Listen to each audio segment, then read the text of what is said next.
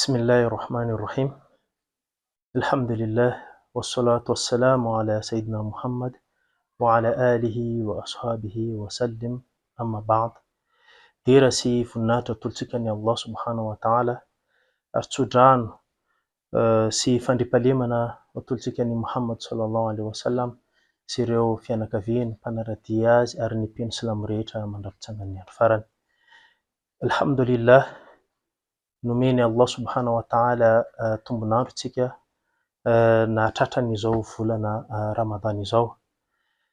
Ny volana Ramadan moa dia madrasatu at-tarbiya. Ny volana Ramadan dia ekôly mpanabe, sekoly mpanabe. Ary moa ve izany fanabeazana mandritra ny iray volana zany ampiova n'ireo mpino Islamo. Inoko ngamba fa matoa Allah subhanahu wa ta'ala nandefatsika ny volana Ramadan dia nitaiza atsika izany volana izany mba hanana fitondratena mendrika, mba hanana ireo karazana, mba ho zatra amin'ireo karazana fanontona maro samihafa, mba hiova ho any amin'ny tsara. Satria araky ny tenin'ireo manam-pahaizana ihany koa, Ramadan nuqtatu at-tahawul.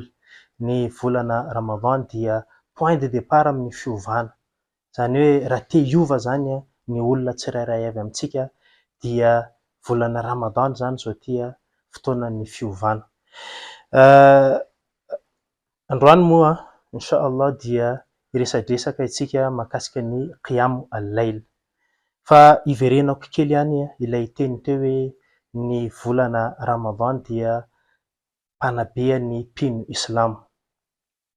Ireo pedagogue na ny mpanabe dia miteny fa hoe 20 andro ihany dia mety efa miova ny olona anankiray. Nefa Allah subhanahu wa ta'ala nandefatsika zany volana ray, zany hoe 20 na 30 andro hiovatsika mpino Islamo. Ny fanabeazana zany araky ny tenin'ireo pedagogue averiko ihany dia hoe ny fanovana ny al-i'tiqadat wal-afkar, zany hoe manova ny fomba ny foto-kevitra. Zany hoe be da be ireo karazana foto-kevitra, mety foto-kevitra diso ananantsika tsirairay avy, fa ny volana Ramadan zany manova an'izany foto-kevitra zany. Taghir al-ihtimamat, ny volana Ramadan dia manova antsika zany amin'ireo zavatra izay mahavariana sy mandany fotoana antsika. Inona ny tena mandany fotoana antsika, inona ny tena zavatra mahavariana antsika, dia rehefa tonga ny volana Ramadan mametraka hoe reto ny zavatra tokony andaniantsika fotoana, reto ny zavatra tena tokony havariana antsika, amin'izay tsika miova. Fahatelo manaraka an'izay ny taghir al-maharat, ny zanak'olombelona tsirairay avy samy manan-talenta, fa rehefa miova ny zanak'olombelona anankiray, ny fitaizana zany no manova an'izany karazana talenta zany. Mety manan-talenta izy fa talenta ratsy, fa rehefa tonga le mpitaiza zany dia ny mpitaiza iny no manova an'izany le karazana talenta izay tsara zany tokony hananan'ny olona tsirairay avy. Ohatran'izay ihany koa ny fitaizana zany manova an'ireo karazana fifandraisana. Misy fifandraisana zany na finamanana, zany hoe rehefa ianao minamana amin'olona tsara dia hainao zany mitazona an'iny finamanana iny. Rehefa ianao minamana amin'olona ratsy dia tokony ialanao izy iny. Dia ny fitaizana amin'izay zany mampianatra anao hoe ahoana no ialanao amin'iny fifandraisana mety ratsy iny, ahoana ny ataonao manangana fifandraisana, ary ahoana ny ataonao zany manitsy an'ilay karazana fifandraisana. Zany zany ny fitaizana zany. Ohatran'izay ihany koa ny fitaizana zany manova an'ino izy ity, le olo modely, na hoe iza ny tena mendrika alaina modely. Rehefa tonga ny volana Ramadan, Rasul sallallahu alaihi wasallam ve ny modelitsika, ireo sahaba ve ny modelitsika, sa ireo artista sy mpanao baolina sy ireo olona izay mety tsy tokony ho alain-tahaka zany. Iza amin'ireny olona reny zany no alaitsika modely. Dikan'izay zany izay fiovana anaky 5 izay zany no ino izy ity ianarantsika mandritra n'izany volana Ramadan izany, mampianatra antsika n'izany fiovana zany ny volana Ramadan. Ka ino moa zany teny fampidirana foana izy iny mahakasika an'izay fiovana zay, fa ny tena lesona tiako hidirana zany ny mahakasika ny qiyam al-layl. Ny qiyam al-layl zany le fanaovana soala zany amin'ny alalan'ny volana Ramadan. Haintsika tsara zany fa ny fanaovana qiyam al-layl na ny fanaovana soala amin'ny alalan'ny volana Ramadan azahoana tombontsoa be ho an'izay olona manantanteraka anazy. Fanontaniana mipetraka alohan'ny hamaritantsika an'izany qiyam al-layl zany hoe limadha qiyam al-layl, hoe fa maninona zany no qiyam al-layl. Misy tenin'ny Ibn Rajab, anisan'ny manam-pahaizana zany antsoina hoe Ibn Rajab, ny teny manao hoe i'lam anna al-mu'min yajtami lahu fi shahri Ramadan jihadan li nafsihi. Fantaro izy izy fa ny mpino anankiray izy dia mitambatra ao aminazy ao zany amin'ny volana mandritra ny volana Ramadan jihadan. Le jihadan zany tsy hoe jihad ndeha hiady fa jihad zany hiezaka ataony zany miady amin'ny tenany izy mba hanao zavatra. De jihadan izy izy mitambatra amin'ny mpino anankiray mandritra n'izany volana Ramadan izany. Jihad bin nahar wa jihad bil layl. Le jihad zany amin'ny andro atoandro de jihady amin'ny alina. Le jihady amin'ny andro atoandro izy izy bi as-siyam. Le jihady le ezaka ataonao amin'ny andro atoandro zany avy amin'ny alalan'ny fifehezana, ary ny jihady ataonao amin'ny andro alina zany amin'ny alina dia ny fanaovana qiyam.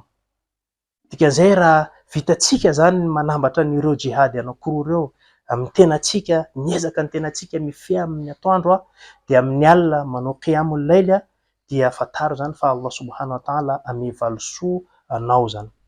Ohatran'izay ihany koa ny maninona ny hoe qiyam al-layl zany satria ny al-layla madrasatul ikhlas, ny alin'ny volana Ramadan io zany dia sekolin'ny fianarana an'izany hoe fahadiovampo izany.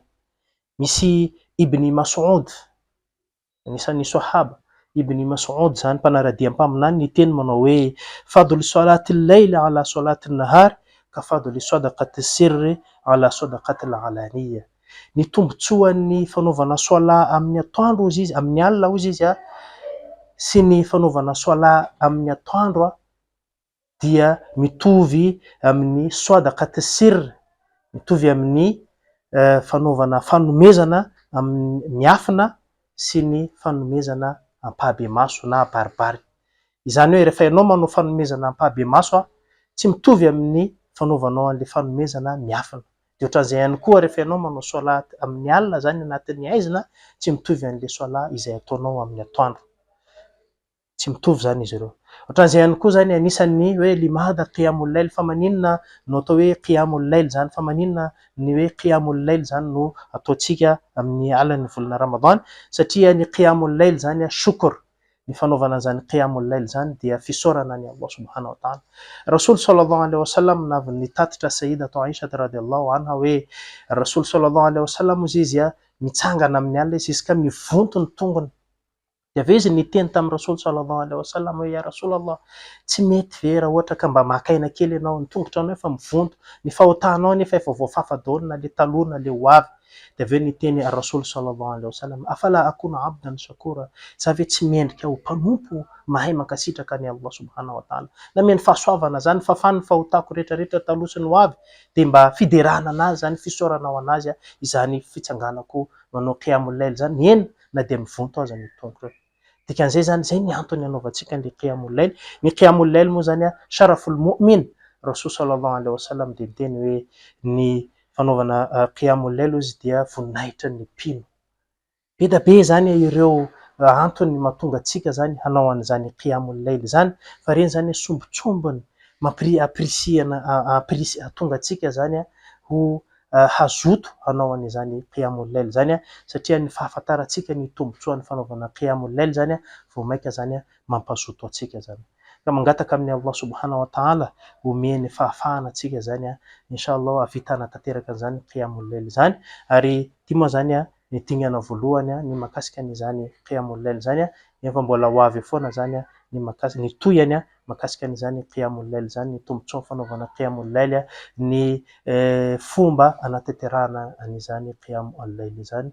Wa aqulu qawli hadha wastaghfirullah li wa lakum wa jazakumullahu ala husni istima'akum.